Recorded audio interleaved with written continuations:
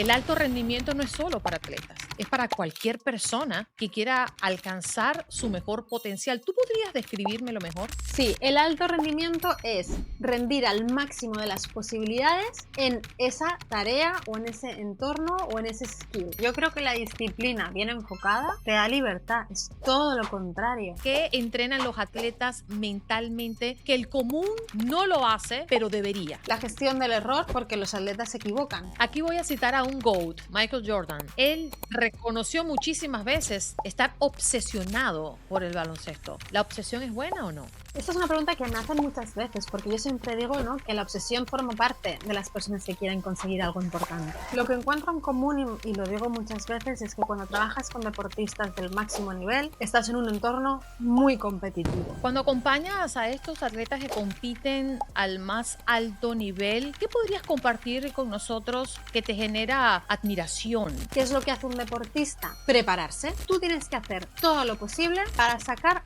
tu mejor versión. ¿Qué es rendir bien cuando nadie te ve? La primera pregunta que hago a un deportista cuando me siento con él es ¿en qué eres bueno? Y escribir en lo que eres bueno. Y la siguiente que hago es ¿y qué no te está haciendo alcanzar tu potencial? Bienvenidos a The GOAT Podcast, donde exploramos cómo los grandes en la industria del deporte logran sus metas con disciplina, mentalidad y estrategia. Aunque nuestras conversaciones parten del deporte, las lecciones que aquí compartimos están pensadas para inspirar y dar herramientas a cualquier persona que quiera superarse, porque aquí creemos que la disciplina supera al talento. Hoy nos acompaña una voz con autoridad, construida en los escenarios más exigentes del baloncesto y otros deportes.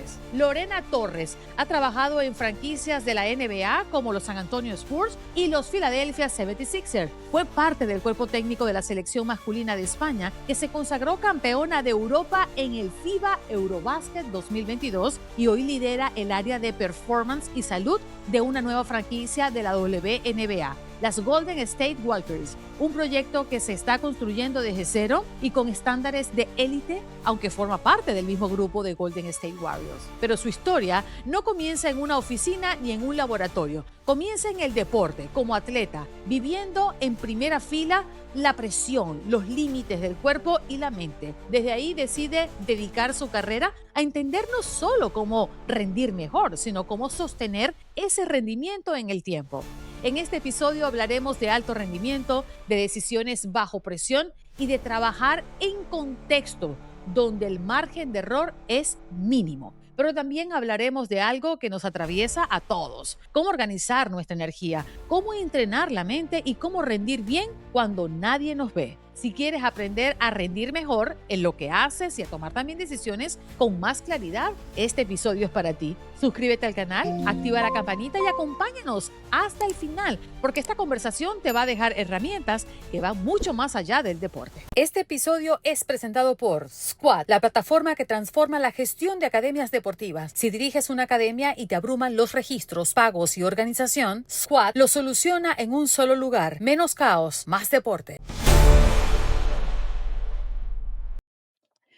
Lorena, finalmente se hace realidad el poder conversar en The GOAT Podcast. Gracias por tu tiempo.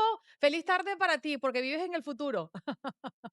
Sí, vivo en España, muchas gracias. Sé que idealmente os gusta tener a la gente en el estudio, pero gracias por tenerme, aunque sea así conectados, dos partes del mundo, así que es un placer para mí pasar este tiempo contigo. Lorena, vamos, antes de entrar de lleno, tu experiencia en la industria del deporte, cómo has manejado tu carrera y tu evolución, me gustaría preguntarte, ¿en qué momento te encuentras hoy? Momento personal y profesional. De acuerdo. Pues mira, en estos momentos creo que estoy en un punto muy pico de mi carrera profesional. Soy la directora del departamento médico y de rendimiento de un equipo de la WNBA, que es la liga femenina de baloncesto en Estados Unidos, por lo tanto, una de las ligas más importantes del mundo.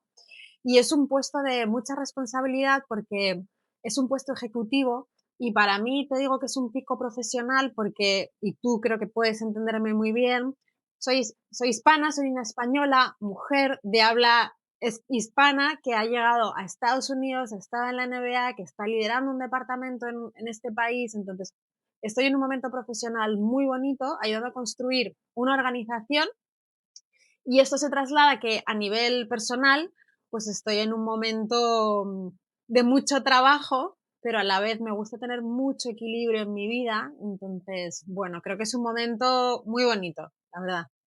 Un momento que seguramente muchos de los que nos están escuchando y viendo quieren llegar, ¿no? A ese equilibrio, el saber que sí existe un lugar donde podamos convivir con la responsabilidad, con lo que soñamos, sin tener que sentir que estamos haciendo grandes sacrificios. Pero para allá va nuestra conversación. Pero me gustaría también contextualizar, Lorena, ¿dónde has tenido la oportunidad de desarrollarte como profesional? Bueno, has tenido la oportunidad y trabajar muy duro para llevar a la selección de baloncesto de España a lograr una Eurobásquet, por ejemplo, y trabajar con franquicias del llamado mejor baloncesto del mundo, la NBA. ¿Podrías darnos un recorrido para que la gente entienda el valor que ha aportado tu trabajo a estas grandes figuras del deporte? Sí, pues mira, el recorrido ha sido primero mucho estudio. Me preparé muy bien, estudié la carrera, estudié 3 másters, estuve trabajando con deportistas olímpicos en mi país, en el Centro de Alto Rendimiento, y creo que esto fue la base para darme el conocimiento práctico, bueno, de conocimientos y teórico y práctico. Realicé mi tesis doctoral y yo explico muchas veces que la tesis doctoral fue un punto de inflexión en mi carrera porque descubrí la ciencia como herramienta para dar apoyo a los deportistas con datos objetivos, no el toda la vida lo hemos hecho así, ¿no? Entonces, eso me abrió las puertas a publicar internacionalmente y fui de las primeras personas en publicar sobre baloncesto. Entonces, en el momento que tuve que dar el salto a Estados Unidos a la NBA, no te digo que fuera una referente en ese momento, pero era de las pocas personas que publicaba a nivel científico sobre baloncesto. Eso me abrió las puertas a Estados Unidos, empecé a trabajar en la NBA desde muy abajo y poco a poco, con los años, con el trabajo y demostrando, porque no a todo el mundo nos llega todo fácil y deprisa, con trabajo, esfuerzo y constancia, fui creciendo y de esta franquicia NBA pasé a la siguiente franquicia NBA, los Philadelphia 76ers, ya como directora de departamento. Entonces, en ese momento, el seleccionador español pasó un año en una franquicia NBA y sabía quién era yo, porque no me conocía de antes, pero ya sabía quién era Lorena. Entonces me fichó y pasé 3 años con la selección masculina absoluta, primera mujer en el staff técnico, era histórico. Lo digo orgullosa porque hay cosas que son muy difíciles de conseguir, entonces estoy muy orgullosa, mucho trabajo, muchas lágrimas. Y bueno, después de esta etapa que volví a España, los Golden State Warriors abrían una franquicia femenina y me llamaron para dirigir una vez más este departamento de performance. Ujú. Un equipo de la WNBA que está directamente relacionado, y sácame de la duda, con Golden State Warriors, ¿no? Correcto. Es la misma organización, el email es Golden State, es el mismo dueño, pero en este caso es un nuevo equipo, más femenino en este caso, pero es la misma organización. Sí. Pero Lorena, antes de tu llegada al deporte, como la profesional que hoy te conocemos, tuviste una etapa muy interesante, fuiste atleta y conociste de las dudas, del estrés, de la incertidumbre, del entrenamiento, de querer y no poder, de poder y quizás llegar, en fin, esta etapa también te sirvió para formar la profesional que eres hoy. No, esto es imprescindible. O sea, yo fui deportista, deportista de alto rendimiento, deportista de élite, y es en ese momento, y además coincide con la adolescencia, donde se forja mucho tu personalidad, tu identidad, tus valores. Y yo hablo en mi etapa adulta y en mi libro desde la reflexión sobre los valores, los hábitos, porque hay mucha gente que tiene muchas ganas de tener hábitos, hacer las cosas bien o hacerlas mejor, pero esa parte fue muy importante para mí, porque es cierto, y tú lo sabes, el deporte nos da valores que son muy importantes para cualquier ámbito de la vida. Entonces, lo que te comentaba de disciplina, esfuerzo, constancia, sacrificio, caerte, volverte a levantar, pruebas una cosa, no te sale, ese hacerte mejor cada día, eso se forjó, estoy segura y convencida en mi etapa deportiva. Y por eso decidí que quería, después de esa etapa, yo como deportista, ayudar a otros deportistas. Claro.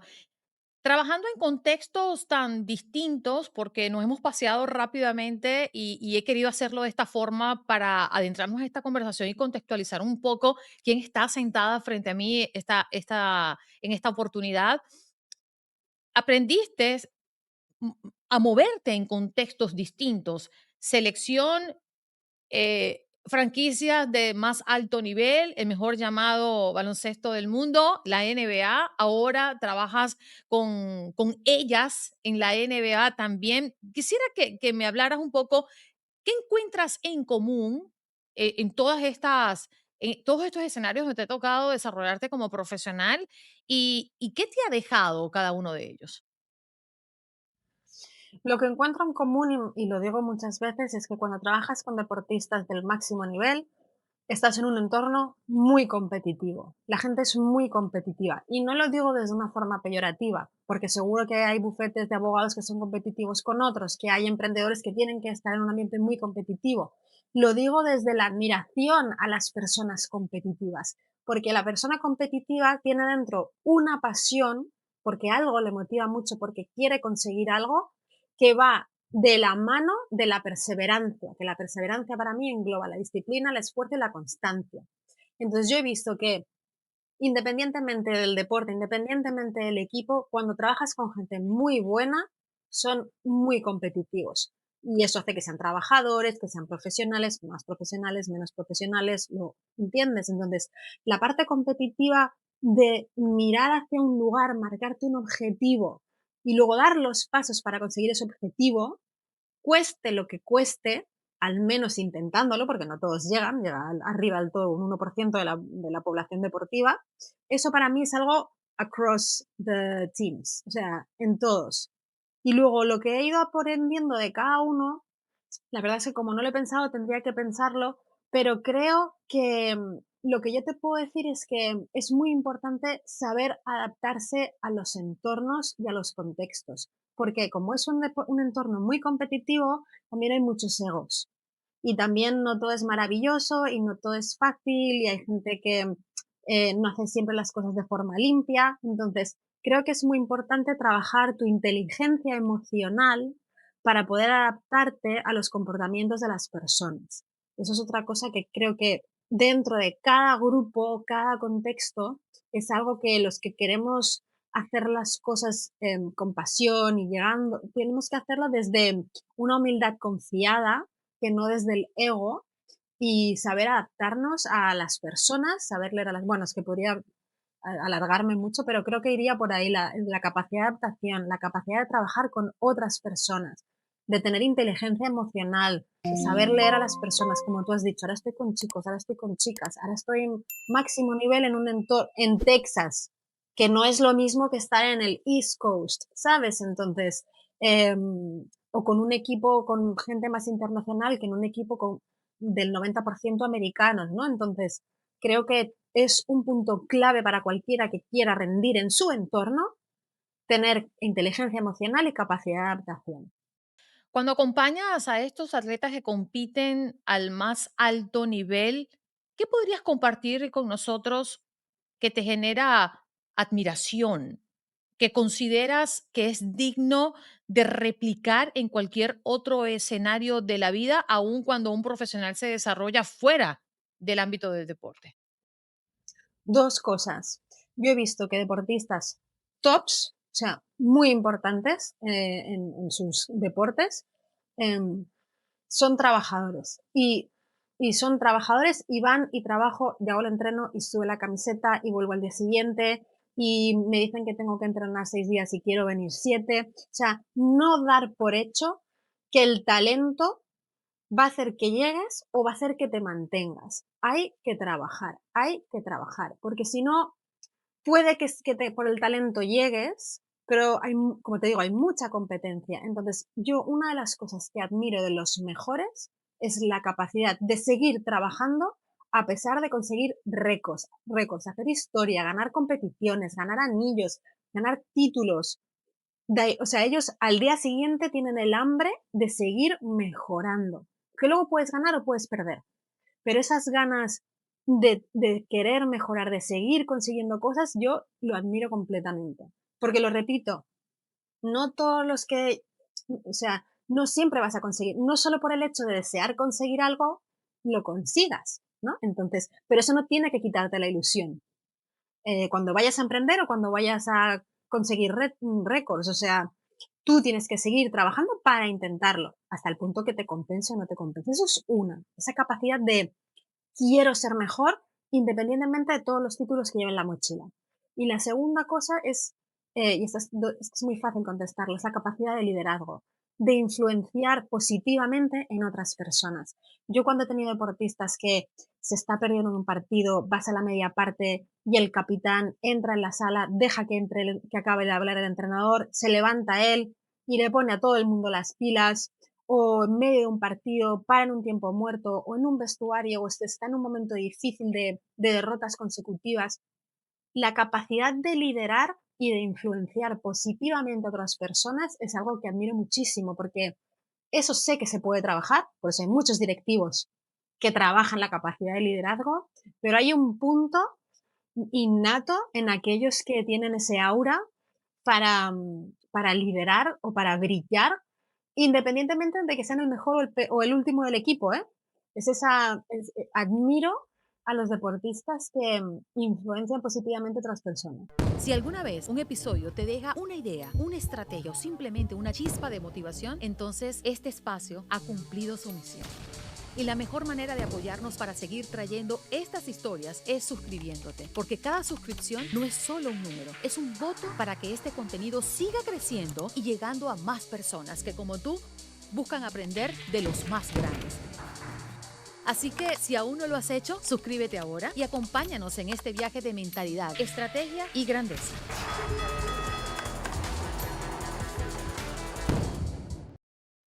Ahora me quiero trasladar al 2022, cuando formaste parte del cuerpo técnico de esa selección de baloncesto de España conquistando la Eurobasket. Mm, claro, fue un reto del equipo, del team, conquistar ese título, pero personalmente también fue un reto para ti, imagino yo, ¿no?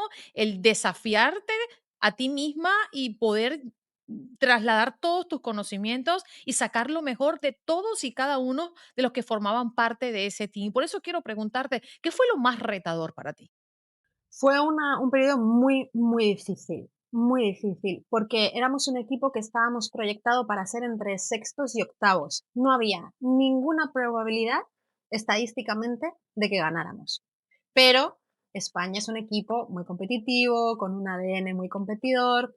Entonces, lo que fue muy duro es que el entrenador, como líder del grupo, siempre nos exigía en cada segundo a cada uno de nosotros que creyéramos y que lucháramos y que fuéramos a cada partido pensando que se podía ganar. Entonces esto en el día a día es muy exigente porque vas siempre con mucho estrés. Tu líder te está demandando mucho. Entonces yo creo que para mí fue muy duro estar en un entorno donde realmente todos nos exprimimos al máximo. Esto fue muy duro. Porque no partíamos perdón, no partíamos con la ventaja del talento. Claro, y has trabajado en entornos históricamente dominados por hombres, ¿no? Y te hago esta pregunta porque sé que ganarte tu lugar como mujer y como profesional ejerciendo una arista dentro de la preparación muy sensible, como es la mentalidad, esta dualidad entre la mentalidad y lo físico y lograr que ellos logren un equilibrio, me imagino que no fue fácil. ¿Cómo luchabas contra eso y cómo mm, de alguna forma te ganaste tu lugar y una voz dentro de ese vestuario? Yo creo que es fruto de mi carrera profesional. Es decir, ahora tú me haces esta entrevista estando en el estatus que yo estoy, ¿no? Pero yo empecé hace 20, 25 años en este mundo y ya empecé con chicos desde muy al principio. Entonces yo era una mujer joven trabajando con hombres jóvenes. Entonces para mí fue muy importante siempre trabajar la barrera que no se me viera como mujer, sino que se me viera como profesional. ¿Eso qué quiere decir? Que tienes que exportarte 20 años atrás 100.000 veces más que tus compañeros chicos. Entonces, por eso yo necesitaba tener más másters, necesitaba tener más publicaciones, necesitaba tener el doctorado antes que nadie para poder partir con la ventaja del conocimiento teórico, ¿no? Y eso me fue abriendo puertas a tener oportunidades. Yo creo que como mujeres, voy a hablar en singular, yo como mujer siempre he tenido que luchar con prejuicios. Prejuicios de atracción sexual, prejuicios de una preparadora física que no tiene un cuerpo de culturista, porque yo empecé como preparadora física. Entonces, toda la primera etapa de mi carrera fue tener una profesionalidad excelente para que no hubiera dudas. O sea, tenía que hacerlo de 12 para ganarme el 10, ¿no? Por decirlo de alguna manera. Y eso con los años, creo que la siguiente franquicia a la que iba o el siguiente equipo al que iba, fui construyendo mi reputación. Y la reputación es algo que para los líderes es muy importante. Porque cuando tú ya llegas a un equipo nacional con reputación, es mucho más difícil que te cuestionen. De hecho, yo creo que ya ni se me cuestionaba como mujer y se me valoró que había estado en 2 franquicias NBA. Entonces, yo creo que para ellos fue un gracias por venir y no un mira esta chica que empieza ahora con 20 años porque ahora estamos luchando por la igualdad, ¿no? Entonces, para resumírtelo, creo que, como siempre digo, primero has de trabajar, has de demostrar y luego, yo creo que en mi caso, y lo aconsejo a líderes, tienes que trabajar tu reputación, porque va a ser una herramienta y un arma que te puede ayudar mucho en momentos difíciles. Me voy a aventurar a hacerte esta pregunta ya que has trabajado con diferentes deportistas de diferentes deportes, ¿no? ¿Podríamos decir que hay deportes más o menos exigentes, más o menos frustrantes? Sí, por ejemplo, yo al principio cuando era jovencita empecé trabajando con golfistas y yo no conocía el golf. Y tenía esta necesidad de hacerles entrenar físicamente muy duro porque todo el mundo a mi alrededor decían, el golf no es un deporte, el golf no es exigente. Y yo quería que mis golfistas, y ya había golfistas profesionales del circuito europeo, o sea, no estábamos hablando, tenía yo este objetivo de que físicamente trabajaran mucho para poder demostrar que eran deportistas, ¿no? Y como todo en la vida vas aprendiendo, y me di cuenta de que el físico es importante, pero el golf es un deporte mentalmente durísimo, porque tienes mucho tiempo para pensar, tienen mucho tiempo para gestionar el error. Entonces, ahí descubrí el trabajo con psicólogos y ya me acompañó el resto de mi carrera. Yo siempre trabajo con psicólogos y ellos lo saben. Entonces, hay deportes que, por ejemplo, el golf es muy exigente mentalmente, pero no es exigente o no es tan exigente físicamente. Yo he sido nadadora de natación sincronizado, de nado sincronizado. Ese deporte es durísimo físicamente y psicológicamente. Y luego, por ejemplo, el baloncesto, creo que es un deporte físicamente medio exigente, pero tiene un calendario competitivo muy exigente. Entonces, es ese equilibrio físico-mental, ¿no? Entonces, sí, yo creo que depende del deporte. em, Hay deportes físicamente exigentes de endurance, físicamente exigentes de velocidad, pero esto es lo bonito del deporte y las disciplinas deportivas, ¿no? Y si trasladamos eso de tener más tiempo que puede llevarte a ser más difícil lidiar con lo mental y lo aterrizamos al ciudadano de a pie, a cualquier persona que nos está viendo ahora mismo, podríamos decir, Lorena, que si tienes más tiempo de pensar una decisión, se te va a hacer quizás más difícil. Bueno, podría ser. Yo creo que entonces tenemos herramientas para trabajar la toma de decisiones, ¿no? Normalmente lo que trabajamos es saber tomar decisiones en un corto plazo de tiempo, porque no tienes tiempo para analizar. Pero si tienes mucho tiempo, entonces tienes que aprender a gestionar tus pensamientos, saber que tus pensamientos no son tu realidad, a poner el foco de atención en lo importante, a redirigir tu mente. Y para esto los psicólogos saben muchísimo más que yo para utilizar técnicas. Yo no creo que en el día a día el problema sea que tenemos mucho tiempo para pensar una toma de decisión, sino al revés, ¿no? Hay que tomar a veces decisiones muy rápidas y tenemos que tener una muy buena base para que ese instinto esté muy basado en aprendizajes previos, ¿no? Si tienes mucho tiempo para decidir a quién voy a contratar o no voy a contratar, o qué voy a hacer con mi equipo, o tengo 6 meses para preparar esto, yo creo que eso, bien enfocado, es una ventaja. ¿Cuáles son las decisiones más difíciles de tomar para un atleta o para cualquier ser humano? Ostras, esto es muy difícil, porque cuando hablo en el libro de toma de decisiones, que está bastante al final del capítulo, pero me parece un área muy bonita porque no es el problema, pero lo que tenemos que tener en cuenta cuando tomamos decisiones son los sesgos. Entonces, cada persona puede tener sesgos diferentes, entonces generalizar cuál es la dificultad en la toma de decisión es muy difícil porque, por ejemplo, tú puede que seas una persona que tenga un sesgo de confianza. Tú eres una profesional, que eres periodista, llevas 20 años aquí, entonces puede que estés haciendo una entrevista y tomes decisiones sobre las preguntas que haces porque tienes mucha confianza en tus preguntas, pero no sean las preguntas más acertadas, por ejemplo, ¿no? O un sesgo de confirmación. Como yo tengo estos conocimientos, como yo sé mucho de deporte, baso esta decisión en mis experiencias deportivas. Igual en ese contexto no es la mejor decisión. Entonces, cuando vamos a tomar una decisión, creo que es importante tomar conciencia y tener el mayor número de información posible del blanco y el negro, ¿no? O de lo que tú crees, no sé, del partido político blanco y el partido político negro, para poder tomar una decisión, en teoría, lo más objetiva posible.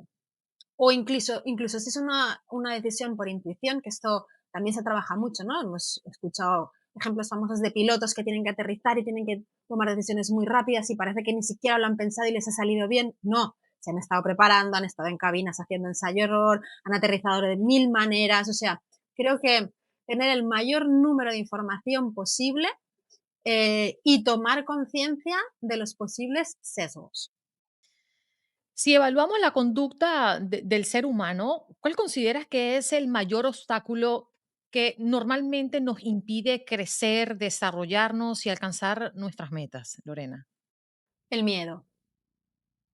Seguro que es muy individual y seguro que a ti te afectan unas cosas, a mí me afectan otras y a otra persona les afecta otras, pero creo que el miedo al fracaso, el miedo al error, el miedo a no conseguir las expectativas, el miedo de no creer en ti. Entonces, seguramente igual lo que nos bloquea es lo que no podemos controlar, lo que nos da miedo, lo que nos frustra, lo que en el pasado no nos ha salido bien y nos pueda influenciar en decisiones futuras. Pero yo por eso creo que es en mi caso uno de mis valores pilares es el coraje, porque yo quiero ser valiente para hacer cosas aunque esté muerta de miedo, ¿no? Quiero emprender, tengo estos fondos, quizá lo pierdo todo, pero creo en este proyecto. Estoy muerta de miedo, pero quiero ser valiente para hacerlo, ¿no? Y eso es el coraje, actuar a pesar del miedo. Entonces, para aquellos que están bloqueados en alguna situación, analizar otra vez la información y luego contar con esos valores que decíamos pilares para trabajar el por qué me estoy bloqueando para esto, qué herramientas tengo y si soy capaz de hacerlo a pesar de que tengo miedo a no cumplir expectativas, en el pasado me he frustrado, esto no me ha salido bien, no sé si lo voy a conseguir, no soy suficiente, el techo de cristal de las mujeres, ¿no? O esta sensación que tenemos, que tienen algunas mujeres de, bueno, igual no soy suficientemente buena, pues igual que él, ¿no? Entonces quiero decir, del impostor, ¿no? El síndrome del impostor. Pues yo animo a la gente a que sea valiente con racionalidad, ¿no? Que tenemos la parte racional, la parte emocional, la parte sentimental y la parte de comportamiento. Entonces, ese bloqueo, si realmente es por paralización, por miedo. Quiero ponerme en los zapatos de tanta gente y me pongo en mis propios zapatos, ¿no? Porque al iniciar, por ejemplo, un proyecto como The GOAT Podcast, claro que tuve miedo. y creo que tardé mucho en sacarlo al aire y proponerme seriamente en echarlo hacia adelante porque tenía miedo, miedo de que no creciera como yo quería, miedo a qué dirán, miedo a que me iban a evaluar constantemente porque, bueno, tengo 25 años en los medios y esto era un contenido que, que iba a ser impulsado solo por mí, que las decisiones iban a pasar las más importantes por mí, aunque tuviese un equipo, lo que ocurriera aquí era responsabilidad mía. Yo quisiera que nos ayudaras a crear una especie de bitácora, Lorena, cómo comenzar a crear el escenario para desarrollarnos en ese proyecto, en quizás ordenar nuestra propia vida, en darle prioridad a lo que realmente deseamos, sin tener que sentir que es un sacrificio, ¿no? Lo que hacemos. También vamos a hablar un poquito más adelante sobre disfrutar el camino, que yo creo que también es parte del llamado éxito para muchos de nosotros, ¿no? Pero, ¿cómo pudiésemos ordenar todo esto y cómo podríamos comenzar? Vale, yo aquí voy a vender mi libro porque es exactamente lo que propongo en el libro, ¿no? Cuando quieres empezar un plan, cuando quieres empezar un proceso, ¿por dónde empiezo?, ¿no? Entonces, una de las cosas que tienes que poner sobre la mesa es, ¿cuál es tu objetivo? Bueno, mi objetivo es, tengo una intuición, me hace ilusión iniciar un podcast, ¿no? Entonces, cuando ya sabes, tienes la visión, tienes el objetivo, tienes la marca, ¿de acuerdo? Es difícil que de hoy a mañana ganes la medalla de oro, el podcast tenga todos los seguidores que tú esperas tener. Entonces, primero tenemos el objetivo y ahora vamos a definir el camino. Es cierto que hay mucha gente que dice, es que esta gente que habla de desarrollo personal, ponte un objetivo, ves a por él, esfuérzate y te saldrá. No, entonces, es muy buena pregunta la que me has hecho porque es súper lícito que tengas miedo, porque seguramente tú has mirado muchos podcasts y has decidido, el mío quiero que sea por aquí, veo este gap, estos podcasts súper buenos tienen tantos seguidores, tantos miles de visualizaciones, tengo vértigo por si yo no llego a esto. Esto es compararse. Entonces, tú lo que tienes que hacer es, yo la primera pregunta que hago a un deportista cuando me siento con él es, ¿en qué eres bueno? Y escribir en lo que eres bueno. Y la siguiente que hago es, no en qué no eres bueno, sino, ¿y qué no te está haciendo alcanzar tu potencial? ¿Qué tenemos que mejorar? Entonces, si tú te sientas y dices, venga, aspectos positivos, soy periodista, tengo una formación, soy comunicadora, sé comunicar, tengo 20 años de experiencia, me he movido en diferentes entornos, sé cómo tengo que hacerlo, sé cómo funciona el micrófono, sé cómo funciona la luz, sé cómo entrevistar, he hecho millones de entrevistas. Aquí tienes en la balanza mucho peso. ¿En qué no soy tan buena? Es la primera vez que lo hago. Esto ya está. Esto es el miedo, ¿de acuerdo? Si hay alguien que nos está viendo y dice, vale, entonces voy a hacer esto yo, quiero hacer un podcast, y es alguien que es biólogo marino, que solo ha estudiado un animalito en un laboratorio y quiere hacer un podcast, es bueno, ¿qué se me da bien? El mundo marino. No tengo todo lo demás de la parte de comunicación. Esto es ser realista. Porque entonces tú o ese biólogo marino podéis trabajar las cosas que os impiden dar ese paso. Pues él igual tiene que hacer un curso de comunicación, tiene que prepararse las entrevistas más que tú. ¿Entiendes? Entonces, uno, ¿cuál es el objetivo? Dos, ¿cuáles son tus fortalezas como un DAFO? Y cuáles son tus aspectos que tienes que trabajar para conseguir ese objetivo. Y a partir de ahí trabajar las prioridades. Porque tú, si quieres hacer un podcast, pero tienes trabajo, hijos, otro trabajo, congresos, ¿sabes? Entonces luego hay que organizar el tiempo y organizar tus prioridades. Y si esto es importante para ti y tienes muchas cosas a tu favor, ya poco a poco, entonces un plan de rendimiento es ir desglosando las cosas para que tú mañana llames a no sé quién y digas, empiezo un podcast. Ujú. Pero claro, Lorena, yo aquí me estoy poniendo también en los zapatos de muchos que hoy emprenden y yo creo que lo que tú dices es tan importante que lo tengamos claro porque a veces suena obvio, pero cuando nos detenemos a revisar qué hemos hecho y cómo lo estamos haciendo, pues nos damos cuenta que no nos apegamos a esa regla, ¿no? O a ese proceso para poder iniciar. Y ese tema de que a veces hay situaciones que tú no puedes controlar, ¿no? El cómo quizás, no sé, creo un producto físico, si se va a vender, si no se va a vender, si pierdo esta inversión que ha sido el ahorro de muchísimos años de mi familia. Es ese tipo de decisiones que dices, no sé si es un riesgo o es aventurarme demasiado por alcanzar un sueño propio, ¿no? Creo que mucha gente hoy se está debatiendo sobre esta expectativa. Es complicado porque, por ejemplo, puede que haya muchos niños que empiezan a hacer actividad física o en el colegio y son patosos, no son buenos, no son coordinados, entonces piensan, no voy a ser bueno en deporte y ya se están autolimitando. Y simplemente es que quizá, pues, te han crecido un poco más las piernas, o ahora mismo estás en un momento descoordinado, o nunca has hecho eso y no sabes si te va a dar bien. Entonces, es complicado lo que dices porque, por un lado, yo creo que hay que hacer un análisis por eso te digo, siempre hay que analizar la información. Tienes que hacer un análisis de mercado, un business plan, estudiar la competencia, como seguramente hiciste tú, cuántos podcasts hay sobre este tema, ¿no? Entonces, ¿dónde está el pain para poder dar una solución, no?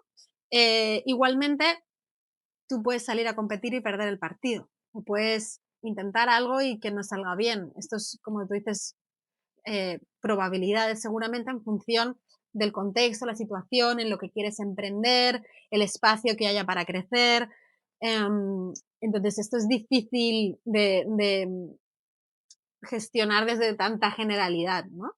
Yo lo que sí diría es que si realmente quieres tomar esa decisión, te prepares muy bien, porque vamos a trasladarlo al deporte, ¿no? Este es un podcast que se inspira en el deporte. Tú puedes querer salir a hacer esos 21 kilómetros y no haber salido a correr, pero te hace ilusión, crees que puedes, tienes muchas ganas, mucha motivación, no has entrenado ni un día. ¿Qué es lo que hace un deportista? Prepararse, entrenar cada día, cuidar su alimentación, salir a correr, tener una progresión, tener un entrenador que le prepara. Entonces, un deportista se prepara y tiene un equipo que le ayuda a prepararse. Tú, emprendedor, prepárate. ¿Qué significa prepárate para ti? Esto cada uno en su ámbito lo sabrá, pero es entrena, entrena, entrena, entrena, recupera, entrena, entrena, entrena, recupera, compite, ¿no? Qué fascinante lo que acabas de mencionar porque quiero dejar claro y quién mejor que tú para decirlo. El alto rendimiento no es solo para atletas, es para cualquier persona que quiera alcanzar su mejor potencial. ¿Tú podrías describírmelo mejor? ¿El qué? ¿Cómo quieres que te lo describa? El alto rendimiento. Sí, el alto rendimiento es rendir al máximo de las posibilidades en esa tarea o en ese entorno o en ese skill. Es rendir al nivel de los mejores. Eso es el alto rendimiento. El entrenamiento mental no es meditar, es entrenar cómo reaccionar, ¿no? Y a mí me gustaría preguntarte, Lorena, ¿qué entrenan los atletas mentalmente que el común no lo hace, pero debería?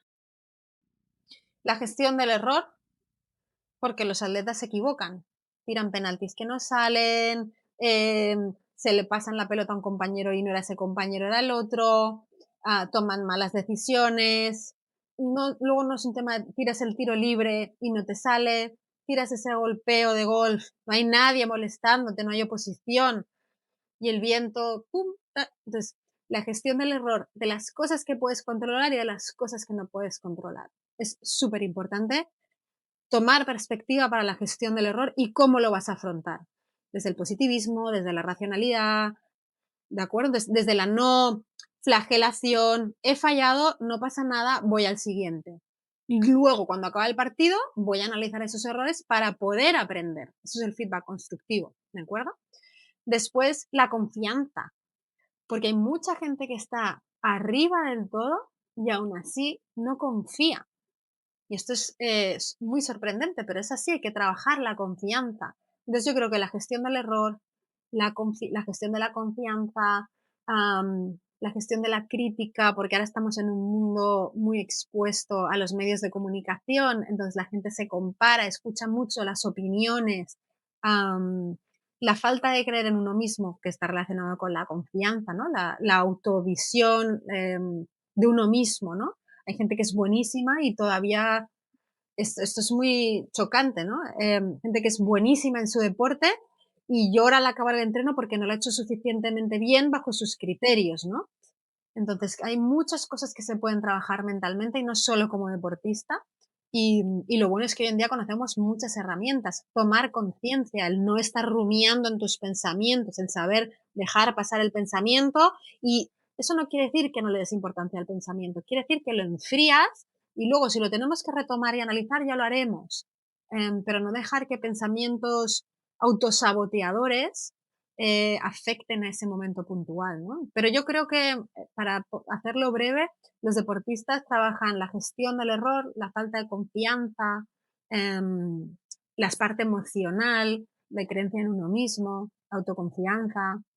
¿Y alguna técnica que pudieses compartir con nosotros, Lorena? Porque si bien es cierto, y qué bueno que traes de esa forma el plato de la pérdida, de la derrota, de cuando no se consiguen los resultados, porque los grandes atletas en el mundo han perdido en sus inicios más de lo que han ganado y aún así siguieron transitando ese camino y llegaron a la gloria, ¿no?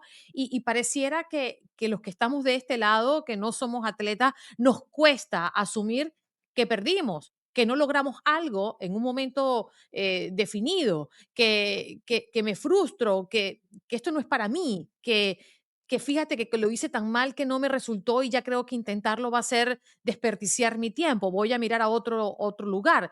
Esto nos pasa más de lo que creemos y de lo que somos conscientes. ¿Cómo podemos gestionar eso? ¿Qué podemos traer de esos atletas que lo han tratado tan bien y que ustedes se ocupan a que ellos trabajen muy bien la pérdida, la derrota, que podemos trasladar a nuestra vida? Bueno, quiero primero contestarte otra cosa y luego te contesto la pregunta. Es un tema cultural también. Por ejemplo, yo, en la cultura más europea, el error y el fracaso están muy penalizados. Y en la cultura americana, y tú estás ahí, lo sabes, el error y el fracaso está bien visto, porque quiere decir que lo has intentado. Hay muchos emprendedores que empiezan una empresa, fracasan, cierran, abren otra, cierran, abren otra, y cuando vas a una entrevista de trabajo y tú dices, lo he intentado 7 veces y me han salido mal, pero la 8 estoy a tope, esto te lo valoran porque has sido una persona que eres resiliente, que lo vuelves a intentar. O sea, te ven unas cualidades que en ciertas regiones geográficas, pues igual no es así. Creo que es un tema cultural. Entonces, esto de fracasar y verlo como algo tan negativo, creo que es un poco cultural. Y tenemos que aprender, igual que el deportista, a que el error y el fracaso forma parte del proceso de aprendizaje. Es así. Aprendemos mucho más de los errores que de las victorias, porque cuando ya lo haces bien, ¿qué sacas de esto? Felicidad, gozo. Cuando no lo haces bien, ¿qué haces? Es que esto no lo hice bien, es que esto no me salió, es que aquel me falló, es que...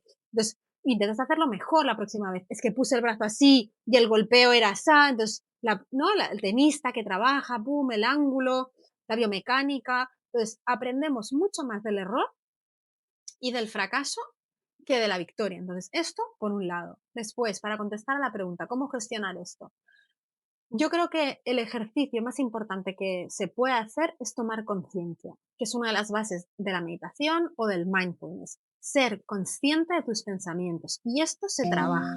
Y es muy difícil, sobre todo cuando a nivel fisiológico y biológico tienes el sistema simpático a tope, la frecuencia cardíaca, ¿no? Estás en un momento súper a tope de físico y pasa algo, o no físico, pero es cuando pasa algo es tomar conciencia de tus pensamientos. Porque cuando tomas conciencia de tus pensamientos, puedes centrarte como en esa emoción que te genera ese pensamiento, ¿no?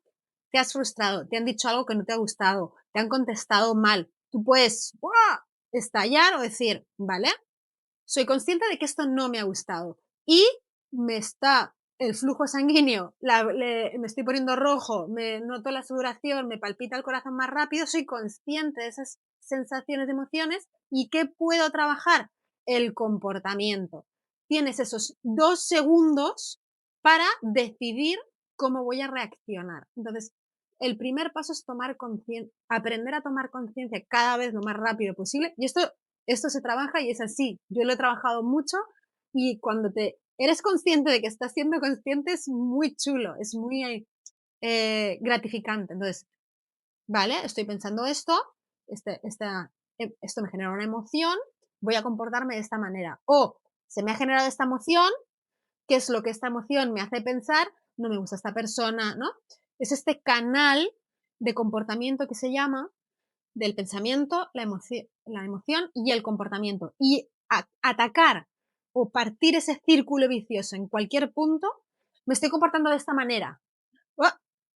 Para, sigo con la emoción, gestiono el pensamiento, cambio el comportamiento. Y eso es una de las cosas que yo creo que en mucha literatura, yo lo repito, no soy psicóloga, pero en mucha literatura sobre la gestión mental se hace alusión, ¿no?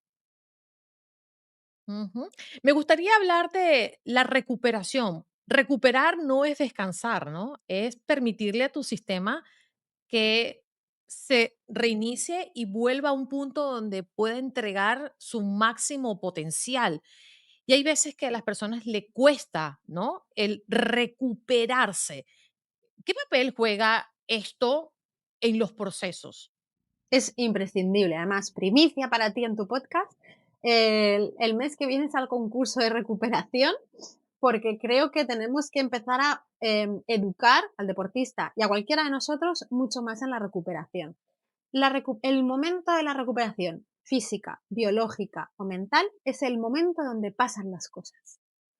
Nuestro organismo es capaz de acumular ejercicio físico, acumular tensión, acumular estrés, estamos diseñados para poder sobrellevarlo. El problema es que si no recuperamos, viene la fatiga crónica, todos los problemas de estrés crónico, de enfermedades crónicas. Entonces, nosotros debemos retarnos, pero es en el momento en el que descansas donde tu cuerpo y tu mente hace esa subida de rendimiento. Entonces, es muy importante. Y esta recuperación tiene que ser diaria y luego temporal, pues por ejemplo, semanalmente o después de un ciclo, o si tienes que presentar un proyecto y estás 6, 8 semanas muy fatigado, pues luego darte el tiempo para recuperar, pero solo porque lo único que va a hacer la recuperación es que luego puedas más, lo hagas mejor, des más calidad, estés más descansado, estés más enfocado, estés más contento, porque la recuperación actúa sobre nuestro estado físico, pero también sobre nuestro estado emocional, mental, cognitivo, de foco. Entonces, es importantísimo. Mm, y es por eso que los equipos y los atletas se toman muy en serio la recuperación. Yo he tenido la oportunidad de acompañar a selecciones nacionales a tener quizás retos muy importantes como la clasificación a un mundial y cuando están concentrados, el momento del descanso es sagrado, no se interrumpe, está dentro del calendario, está dentro de la rutina, está dentro del esquema de preparación y no se lo saltan, Lorena. Por eso es que yo considero que este punto es tan importante porque muchas personas dicen, no, yo soy workaholic, yo trabajo a 100%, yo no descanso, es que no hay que descansar, no hay que parar, hay que... Y la importancia de recuperarse, pues que al final es lo que tú dices, ¿no? Te tomas el aire para regresar más preparado y con mayor fuerza. Sí, esta frase de dormir es de cobardes o dormir es una pérdida de tiempo, ya dormiré cuando muera, creo que tenemos muchísimos estudios ya que demuestran que esto no es así. Esta gente que solo va con piloto automático y no recupera, también hay muchísimos estudios, y no solo en deporte, sino en muchísimas áreas donde se pierde el foco de atención, no puedes pensar de manera ágil, se toman peores decisiones. O sea, quiero decir, desde el sueño, que es fundamental, sobre todo el sueño, a técnicas de recuperación, es que es fundamental. Entonces, puede haber gente que sobreviva trabajando mucho y recuperando poco, pero si tú quieres rendir al máximo de tus posibilidades, yo te invito a que recuperes. Por muy difícil que sea tu situación en estos momentos, tienes proyectos, tienes entregas, tienes familia, tienes compromisos, sientes que no llegas a todo, pero por eso te he dicho que cuando haces este proceso tenemos que hablar de prioridades. Ahora quizá es una prioridad sacar ese proyecto adelante y sabes que vas a dormir poco. Igual que un deportista tiene fases donde entrena muchas horas a muy alta intensidad, está súper cansado, las 6 horas de sueño no le son suficiente, pero luego sabemos que va a llegar un punto donde vas a tener 4 días de desconexión, que no solo es física, es que vas a ver a tus amigos, o a tu pareja, o a tus hijos, o sea, eh, las técnicas de recuperación es lo que podríamos discutir durante horas, por eso he sacado el curso, pero o voy a sacar el curso. Lo que es importante es que tienes que introducir la recuperación en tu vida.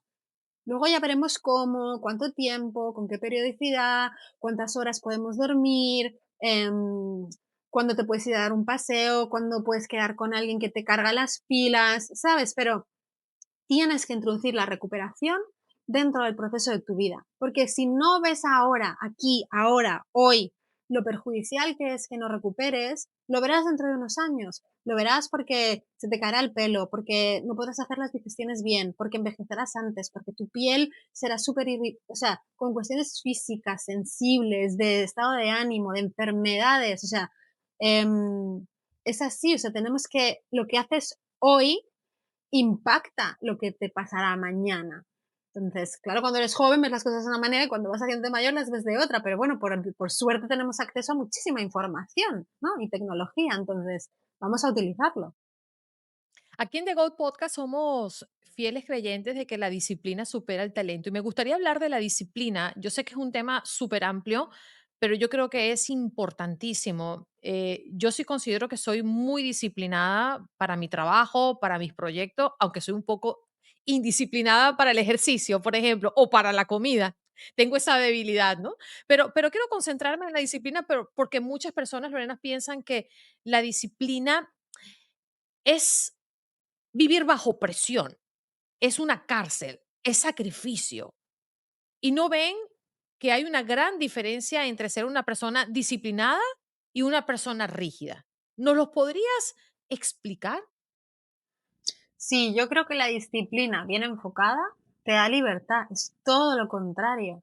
Que tú seas disciplinado, organizado en tu trabajo, que tú tengas la disciplina de hacer ejercicio físico, es ese espacio que proteges, ese tiempo que te das, esa prioridad en tu vida. Entonces, si tú, yo por ejemplo, soy muy disciplinada con el ejercicio. No lo soy tanto con la comida porque no me importa tanto, porque soy disfrutona y porque sé que el 80% del tiempo lo hago bien. Me relajo, con el ejercicio soy mucho más disciplinada, pero a mí, ser disciplinada, constante y exigirme me da libertad, porque me siento súper sana y siento que tengo vitalidad y que no me duele nada en el cuerpo. Entonces, es un sacrificio ir al gimnasio un día que hace frío, que casi no tienes tiempo y que estás destrozada. Claro que es un sacrificio, pero es que las cosas se consiguen con esfuerzo y sacrificios, porque si no, todo el mundo tendríamos el mismo cuerpo, los mismos trabajos, los mismos niveles, entonces, claro que es un sacrificio, pero es un sacrificio de doble filo, que es el dolo placer, ¿no? Es ese dolor, pero es ese placer y recompensa a largo plazo. Yo creo que el sacrificio no siempre es algo negativo si es escogido o si es deliberado, ¿no? Entonces la disciplina, creo que es algo que te da libertad. O si creemos que detrás de ese sacrificio hay una recompensa, ¿no? Correcto, si es un sacrificio buscado, otra cosa es que digas, tengo que sacrificarme, no voy a poder volver a ver a mi familia nunca más porque tengo que trabajar en la otra parte del mundo, porque económicamente, claro, esto es un sacrificio muy duro, no es un sacrificio escogido, pero escoger dormir más horas, escoger hacer ejercicio físico, escoger estudiar y prepararte el podcast, escoger eh, a veces, no siempre, quedarte una hora más para acabar ese proyecto, ¿no? Yo soy una grandísima defensora, y mi equipo de trabajo lo sabe, de que tenemos que tener vida, por mucho que trabajemos. Entonces, yo respeto eso conmigo y por tanto con mi equipo de trabajo. Ahora, eso no quiere decir que no os voy a exprimir al máximo en el trabajo, las horas de trabajo. Entonces, ¿es un sacrificio trabajar para mí? Sí, porque soy muy exigente, pero es un sacrificio escogido, porque tenemos un propósito, un objetivo, porque queremos conseguir algo más grande que la pereza del momento, ¿no? Claro, porque no es lo mismo ser productivo que ser eficiente. Claro, correcto. Entonces tú puedes ser muy productivo porque saques muchas cosas, pero que necesites todas las horas del mundo para hacerlas. Entonces, aprender a ser eficiente, y los deportistas, sobre todo en la etapa adolescente, es una cosa que tenemos que trabajar mucho porque están estudiando, es una época donde hay mucha relación social, pero también es una época que sacrifica mucho porque es el momento de mostrar que puedes tener esa beca o llegar, o demostrar si vas a llegar o no vas a llegar. Pues el tema de la eficiencia y la gestión del tiempo es muy importante. Y a veces cuando más cosas metemos, más organizados y eficientes tenemos que ser. Y esto yo creo que es bueno, porque no solo hay que meter trabajo o cosas sacrificantes que no nos apetecen tanto, pues igual es sacrificarte, decir, salgo a la oficina a la hora porque me voy al gimnasio, o voy a estar media hora menos con mi hijo porque quiero cocinar saludable, no lo sé, ¿no? Entonces son esos sacrificios que sea el esfuerzo recompensa, siempre pensando qué es lo que quieres conseguir, cuál es tu prioridad, qué es importante para ti. ¿Por qué somos disciplinados para una cosa y para otra no? Esto sí que no lo sé, porque en general yo soy disciplinada, soy muy organizada, soy muy trabajadora, soy disciplinada. Yo creo que es una cuestión de prioridades. Si no es realmente importante para ti, te relajas. Y creo que no pasa nada si no está dentro de tus prioridades. Yo siempre pongo Mm. Cuando vemos a un atleta o a un profesional, Lorena, pudiésemos definir que hay un porcentaje muy marcado en el éxito cuando hablamos de disciplina y talento. ¿Es más disciplina que talento o cómo lo distribuimos? Yo creo que a día de hoy, teniendo redes sociales, ya hemos escuchado a muchísimos deportistas top, Roger Federer, Rafa Nadal, muchos jugadores de baloncesto, muchos atletas que dicen, al final es una cuestión de trabajo, esfuerzo y disciplina. ¿Te puede ayudar el talento? Por supuesto. ¿Puedes tener unas condiciones que te benefician más? Obvio, pero requiere tanto trabajo diario de suma de pequeñas acciones que si no haces esto, es muy difícil. Puede que llegues, que esto lo escuchamos a los deportistas, puede que llegues, pero va a ser difícil que te mantengas. O va a ser difícil que te mantengas sin lesionarte. O va a ser difícil que no tengas recaídas emocionales, ¿no? Porque si tiras del talento, no estás acostumbrado a, ¿no? Si todo siempre te ha llegado muy fácil en algún momento determinado, no has tenido que trabajar, esforzarte, entrenar como otras personas, luego los baches los superas peor, ¿no?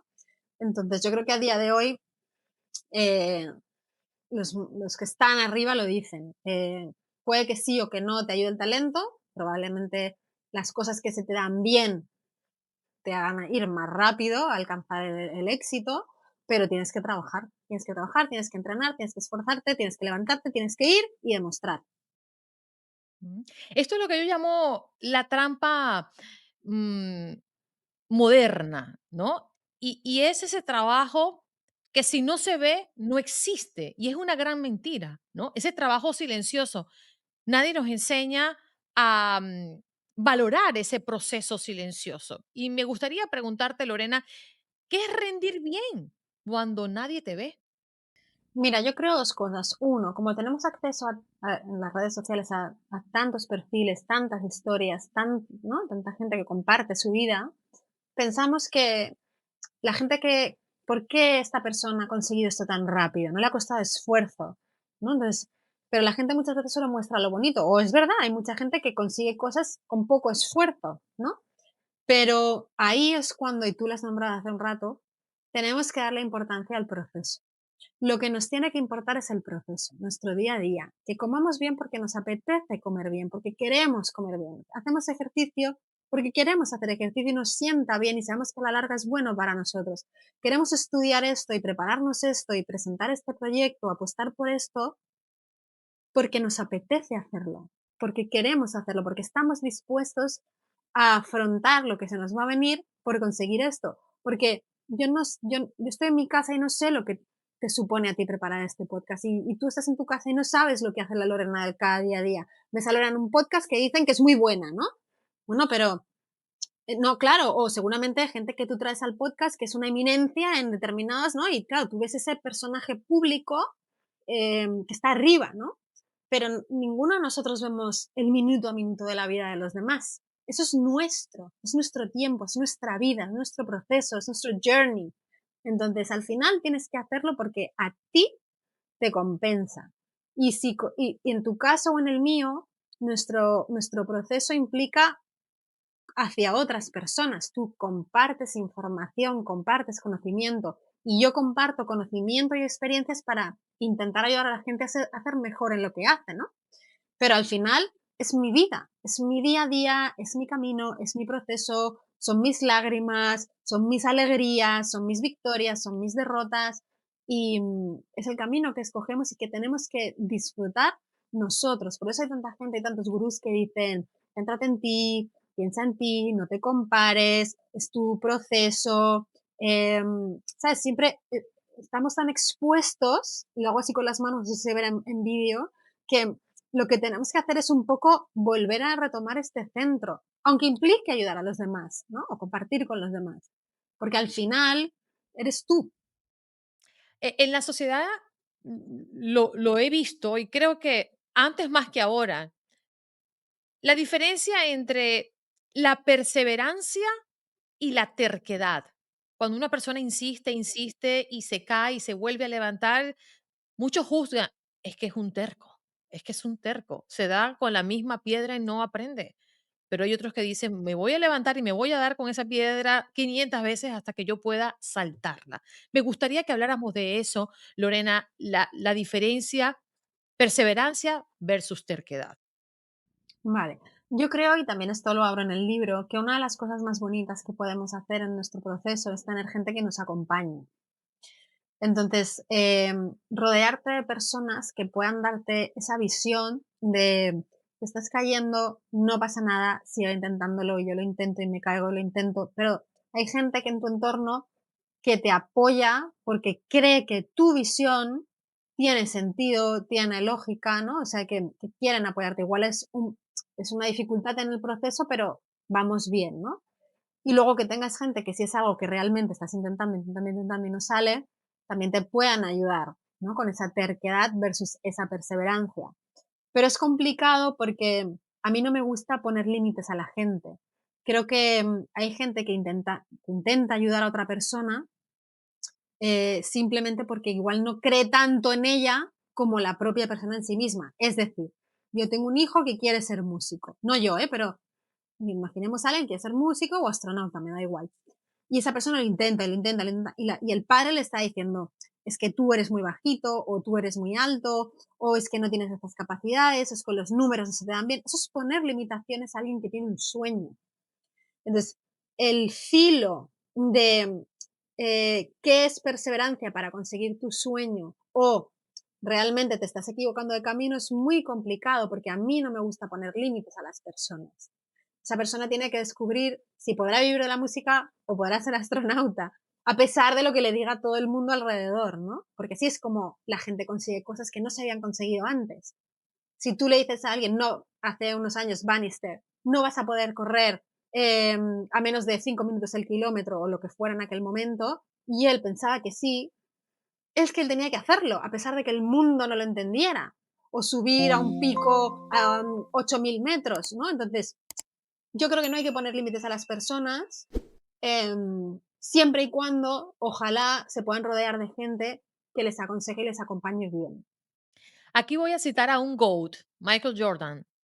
Él reconoció muchísimas veces estar obsesionado por el baloncesto. ¿La obsesión es buena o no? Esta es una pregunta que me hacen muchas veces, porque yo siempre digo, ¿no? Que la obsesión forma parte de las personas que quieren conseguir algo importante. Y mientras sea una obsesión saludable, que no implique una enfermedad o hacer daño a los demás, yo creo que la obsesión acompaña al proceso de rendimiento. Porque tienes que tener esa capacidad de estar obsesionado para conseguir algo.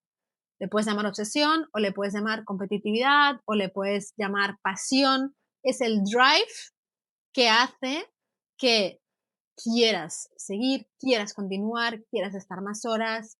No siempre tienen que ser un tema de horas, ¿no? Pero yo creo que forma parte la obsesión de la mentalidad de rendimiento. ¿Podemos ser ambiciosos sin ser obsesivos o al revés, obsesivos sin ser ambiciosos? Buena pregunta, porque van un poco de la mano, ¿no?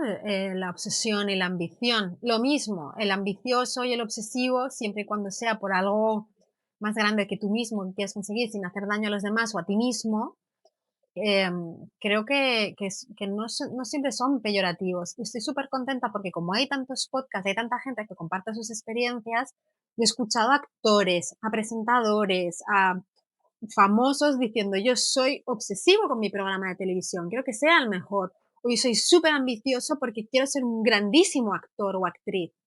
Entonces, es maravilloso para tu podcast, ¿no? No solo el deportista es obsesivo y ambicioso, la gente que quiere conseguir grandes cosas puede ser obsesiva y ambiciosa. Yo era muy ambiciosa de joven, porque si no, imagínate, ¿cómo voy a conseguir lo que he conseguido, no? Pero me considero súper buenísima persona, entonces nunca he hecho daño a nadie, nunca he hundido a alguien para llegar yo. Soy ambiciosa porque tengo un drive de siempre he querido ser muy buena. Y esa obsesión y ambición yo la he canalizado en estudiar más, sacarme más cursos. Ahora estoy haciendo un MBA, irme a ver equipos mejores que yo, aprender de mentores mejores que yo. Esa es mi obsesión y mi ambición. Saber más, conocer más, rodearme de gente más buena. Entonces creo que al revés, estoy súper orgullosa. Mm. Lorena, ¿sabes qué? Acá en una conversación que tuvimos con un hall de la fama, Juan Marichal, el primer hall de la fama de Dominicana, cuando le pregunté a qué le atribuía su éxito y haber desafiado la segregación racial y vivir un momento muy complicado para los latinos en las grandes ligas, él me dijo, porque yo soy y fui competitivo. Y me quedé con esa palabra muy en mi cabeza, porque hay veces que decimos, bueno, tú tienes que medir tus resultados, siempre trabajar y retarte a ti mismo sin importar lo que pase al lado tuyo, pero resulta que cuando uno escucha estos GOAT, te das cuenta que parece ser competitivo no es tan malo. No, no, no, no. O sea, un competidor sabe que siempre compite contra sí mismo, porque tú no puedes ganar o sea, yo no puedo ganarte a ti si yo no soy mi mejor versión. O sea, da igual, ¿entiendes? Entonces, uno siempre compite contra sí mismo, tienes que trabajar para ser mejor que tu yo de ayer. Em, entonces, lo que pasa es que cuando compites en deporte, no compites solo, compites contra otras personas. Pero es que da igual que yo sea tenista y tenga a Federer delante, si yo no soy mi mejor versión, igual no tengo ni el chance, ¿no? Entonces, uno es competitivo porque a la medida que se ve que se va acercando a sus rivales, o sea, cuando ya te vas acercando a tus rivales, quieres ganarles, pero es que esto es la competición. Solo faltaría, ¿no? Que te dejases perder por lo que sea, ¿no? Entonces, esa competición existe porque eh, es el juego. O sea, el deporte compites para ganar a otros, ¿no? Pero implícitamente y explícitamente en básquet compites para ganar al equipo contrario. En una maratón, o sea, en realidad en el fondo te dan igual todos los demás. Tú vas a hacer tu máximo y si con tu máximo es mejor que el de todos los demás, has ganado a todos los demás. Pero al final compites contra ti. Entonces, es lo primero que te he dicho. La gente que está arriba y que es competidora es una característica que los define a todos. Son competidores. ¿Y cómo podemos trasladar esto a la persona de a pie? Un profesional que hoy quiere escalar en la empresa donde trabaja, que quiere ser mejor, que quiere salir adelante con su negocio. ¿Cómo podríamos explicarle el beneficio de la competitividad y que no se convierta esto en algo enfermizo al final? O sea, yo lo que te diría a ti, deportista, empresario, emprendedor, es, tú tienes que hacer todo lo posible para sacar tu mejor versión. Y eso no equivale a trabajar 17 horas al día. Es que igual estás durmiendo poco, no te estás enfocando suficiente, no tienes un hobby. Yo a mis deportistas en la entrevista inicial les pregunto, ¿cuáles son tus hobbies? Porque no puede ser que estemos pensando todo el día en fútbol. ¿Sabes? aprende otro idioma, hay much y es muy bonito porque al que no le gustan los coches le gustan la ropa, al que no las zapatillas, al que no un instrumento, al que no quiere aprender otro idioma, pues si juega en otro país. Entonces, fantástico, o sea, necesitamos esto, ¿no? No es solo fútbol 24/7, o baloncesto 24/7. Entonces, yo lo que te diría es, tú preocúpate de hacer lo mejor que esté en tus manos para ser tu mejor versión. Estudia, ve a buscar gente que sabe más que tú, rodéate de gente que te pueda aportar, implícate, esfuérzate, ¿sabes? Entonces, tú céntrate en ti. Y si con eso ganas a tus competidores, pero eso es la competición. Esa es la verdadera competición, porque a veces la confundimos. Y me gustaría hablar del creérnoslo. Lorena, yo quiero preguntarte si el éxito y las metas se logran cuando nosotros no creemos ni siquiera que podemos hacerlo. Yo te haría esa pregunta a ti o al deportista que tuviera delante. Em, Podemos tener dudas, podemos tener inseguridades, podemos tener miedos, hemos hablado de tu caso, pero si tú no hubieras creído que esto era posible, no hubiera salido. Y tú lo sacaste con miedo, con inseguridades, con dudas, con expectativas, ¿sabes? Entonces, la persona necesita creer. Si no crees en ti, es muy difícil. Y eso no quiere decir, porque no soy falsa positivismo, eso no quiere decir que vaya a ser fácil, que no tengas miedo, que no te salga a la 300.000. Pero yo creo que la gente que tiene un proyecto o una visión, en el fondo hay algo dentro de esa persona que le hace creer que al menos tiene la probabilidad de que funcione. Sí, porque hay una gran diferencia entre el miedo y no creer que lo puedas hacer. Correcto, exacto. Qué buen mensaje. Y quiero hacer esta pregunta porque los que estamos dentro de la industria del deporte vivimos para satisfacer al público, ¿no? Al fan, que al final va a un estadio o lo ve por televisión porque es divertido.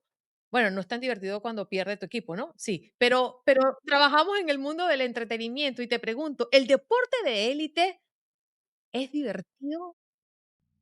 El deporte de élite para muchos deportistas, el deportista no creo que sea divertido, porque son profesionales, es una profesión. Lo que pasa es que hay muchos que son afortunados porque se dedican a lo que más les gusta en el mundo, ¿no? Pero divertido hay un momento en que no es. Otra cosa es que te genera adrenalina, que te encante ese momento competitivo, pero igual de divertido para todo el mundo, todos los partidos, todas las situaciones, no es. Lo que está claro es que seguramente les gusta, les apasiona, les compensa, em, es lo que quieren hacer, ¿no? La mayoría. Entonces, sí. Lorena, todos los episodios los cerramos con una pregunta para todos nuestros GOAT.